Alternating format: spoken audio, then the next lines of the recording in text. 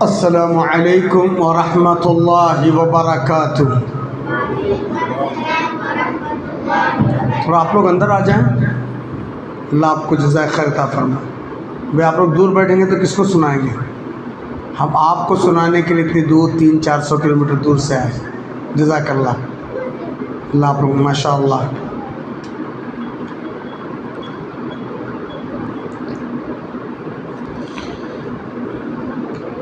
الحمد للہ رب العالمین وبہ نستعین والصلاة والسلام علی جمیع الانبیاء والمرسلین خاصۃ نبینا محمد صلی اللہ علیہ وسلم وعلی آلہ واصحابہ واہل بیتہ اجمعین ومن سن سنة حسنة إلى يوم الدين، أما بعد فأعوذ بالله السميع العليم من الشيطان الرجيم، بسم الله الرحمن الرحيم.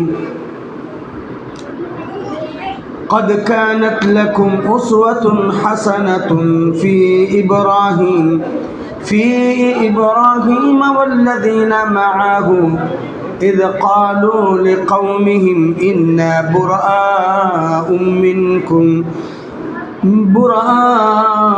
منكم ومما تعبدون من دون الله كفرنا بكم وبدأ بيننا وبينكم العداوة والبغضاء أبدا حتى تؤمنوا بالله وحده إلا قول إبراهيم لأبيه لأستغفرن لك وما أملك لك من الله من شيء ربنا عليك توكلنا وإليك أنبنا وإليك المصير.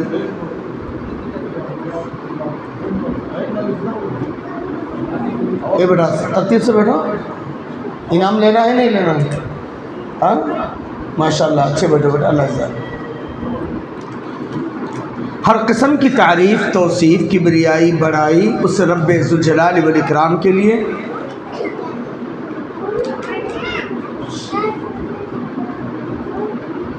جو ہم سب کا تنہا خالق، مالک، مربی اور پالنہار ہے۔ اس رب کا شکر ہے کہ اللہ نے مجھے اور آپ کو انسان ہی نہیں بنایا بلکہ انسان کامل ہونے کے ساتھ ساتھ اسلام کی دولت سے سرفراز کیا۔ نہ صرف اللہ نے مجھے اور آپ کو مسلمان بنایا، پھر مسلم سوسائٹی، مسلم معاشرے میں اللہ نے مجھ کو اور آپ کو پیور مسلم، خالص مسلم، شدھ مسلم، کتاب و سنت والا، سننے والا، سنانے والا، حتی المقدور عمل کرنے والا بنایا۔ اس اللہ کی جتنی بھی تعریف کی جائے کم ہے۔ بعدہ لکھوں کا انگن درود و سلام ہو رحمت کل کائنات، فخر موجودات، سرور گرامی جناب محمد رسول اللہ صلی اللہ علیہ وسلم کی شخصیت مطہرہ اور مبارکہ پر، جو ہمارے ہم سب کے امام ہیں، مقتدیٰ ہیں، رہبر ہیں، رہنما ہیں، دنیاوی امور میں بھی، اخروی امور میں بھی۔ ایسے نبی کریم صلی اللہ علیہ وسلم پر اللہ کروڑوں رحمتیں نازل فرمائے۔ اللہم صلی علی محمد وعلی آل محمد کما صلیت علی ابراہیم وعلی آل ابراہیم انک حمید مجید۔ شیخ صاحب یا تو ان کو کنٹرول، یا تو تھوڑا دور کر دیں، نہ سنیں گے نہ سنانے دیں گے،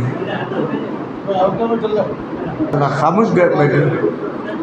مختصر سا وقت ہے، شیخ محترم بھی ماشاءاللہ نہ صرف ایک جلیل قدر عالم دین ہیں، ایک اچھے مربی ہیں، اور ماشاءاللہ ایک اچھے مقرر بھی ہیں، اچھے محرر بھی ہیں ماشاءاللہ، جو ہمارے اس مجلس کی صدارت فرما رہے ہیں شیخ ابو حمدان اشرف فیضی حفظہ اللہ۔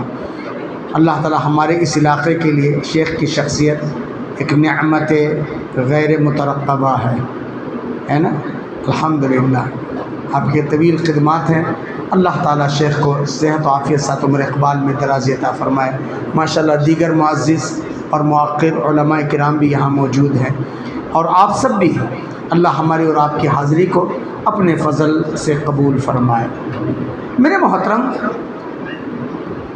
مجھ کو جب شیخ عبدالعزیز سلمہ اللہ جو آپ کے امام محترم ہیں انہوں نے دعوت دیا اور کہا کہ خطاب کرنا ہے، کیونکہ ہم اور آپ جانتے ہیں ماہ رمضان سے اچھوں کے ایمان میں فطور آ گیا۔ کئی بڑے بڑے مدارس کے فارغین، علماء، مفتیان، کئی بڑی مسلم تنظیموں کے ذمہ داران بڑے افسوس کے ساتھ کہنا پڑ رہا ہے کہ آج اپنی دنیا میں تو میاں مٹھو بنے بیٹھے ہیں، لیکن آخرت کو جانتے بوجھتے یا در پردہ برباد کر رہے ہیں۔ اسی لیے میں نے کہا ہمارے آئیڈیل کون، ہمارے لیے قدوہ اور نمونہ کون؟ اچھے لوگ۔ یہ جو حالات چل رہے ہیں اس کی وجہ سے ایمان میں فطور آ گیا۔ لوگ اس شخص کو آئیڈیل سمجھ رہے ہیں جو صحابہ کرام رضوان اللہ مجمعین کے سب سے بڑے گستاخ ہیں، جن کے پرکھوں میں صحابہ کے قاتلین موجود ہیں،